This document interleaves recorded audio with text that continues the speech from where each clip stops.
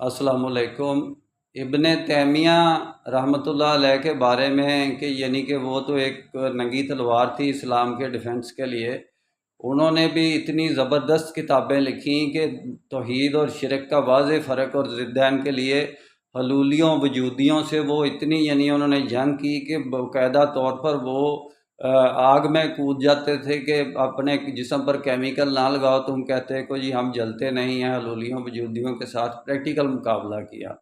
لیکن تیمیہ کے دور میں، بادشاہی دور میں، یعنی کہ تیمیہ نے یہ نہیں دیکھا کہ اس وقت اسلام کو کیا ڈیمانڈ ہے، اس وقت اسلامک ورلڈ کی امن اور یونائٹی کے لیے، اس کو جمع کرنے کے لیے، امت کے وحدت میں لانے کے لیے میں کوئی کتاب لکھوں۔ اس امت کو جو تقسیم ہے خلافت ملوکیت تک، انہوں نے بھی کتاب مولانا مودودی کی طرح بنا بنایا دین سمجھ کر لکھ دی۔ ایک تو یہ بنے بنائے دین والے جو جیب میں پاکٹ میں دین ڈالا ہوتا ہے اور اس کو نکالا، اور اس کی حفاظت، اس دین کی حفاظت کے جو قائم ہی نہیں ہے، جو نظام کی شکل میں ہی نہیں ہے۔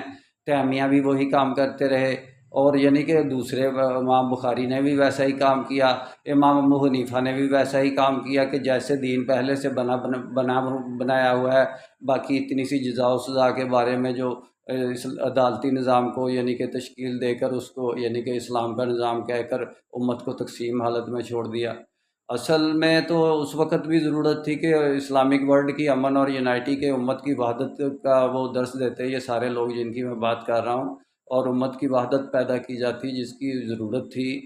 انشاءاللہ ڈیٹیل میں بات پھر ہوگی۔ میرا کام اسلامک ورلڈ کی امن اور یونائٹی کا ہے، امت کی وحدت، خدمت اور خیر کا کام شرعی نسبت کی بنیاد پر، جس کو ہم مسلمین کہتے ہیں، مدد مسلمین کے نظام کے ذریعے ہے۔ اللہ حافظ۔